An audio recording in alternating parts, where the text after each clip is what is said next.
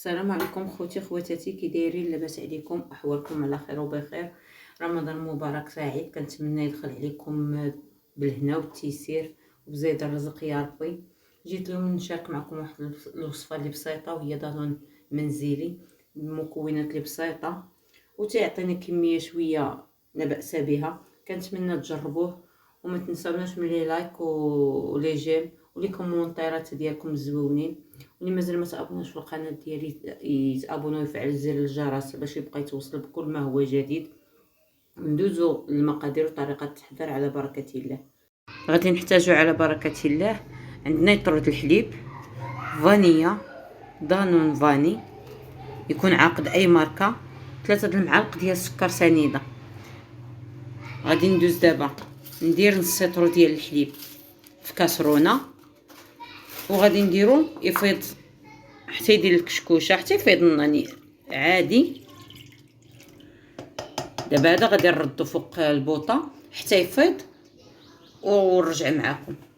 في الاثناء اللي درنا فيها نص لتر الاول تيفيض، دابا نقبط نص لتر الثاني نديرو عاوتاني في شي اناء اخر نخويه خضر. هذا ما نفيضوش يبقى خضر.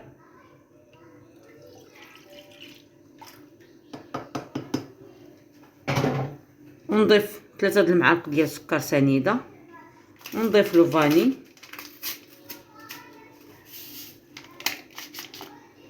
ونضيف دانون. هذاك الماء اللي تيكون في دانون ما تحيدوهش، خليوه راه هو اللي تيعقدنا دانون.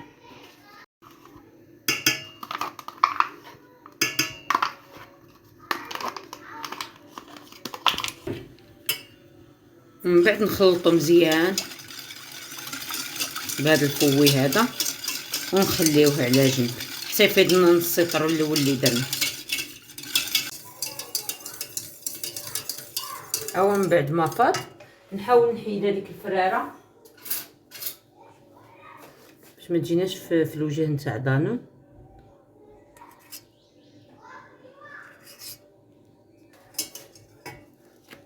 ونضيفوه على نص لتر اللي خضر، ونخلطوهم مزيان على هذا الشكل هذا.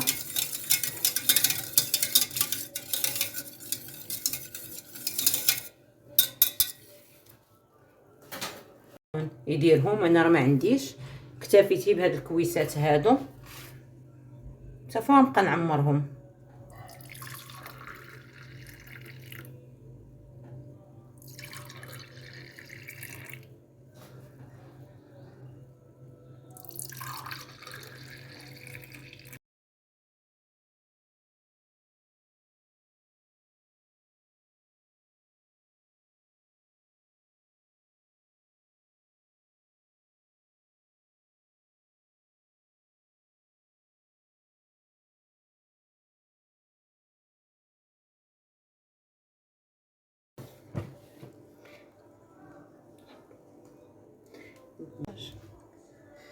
دابا ها تندير جبانه بهذا الشكل هذا ونرصيهم فيها. هادي راه بلا طنجره بلا ما بلا والو، غير هو الا درتوه الصباح حتى الليل عاد تحلوا عليه، درتوه بالليل حتى الصباح عاد تخدموه.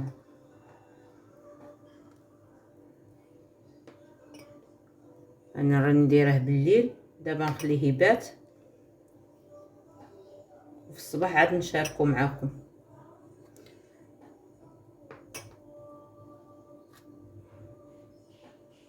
هو على هذا الشكل هذا رصيته، غادي نغطيه ونلويه في مانطه باش يسخن، ونحطوه في شي بلاصه اللي ما يتقاش باش ما يتزعزعش صافي، ونخليه يبات.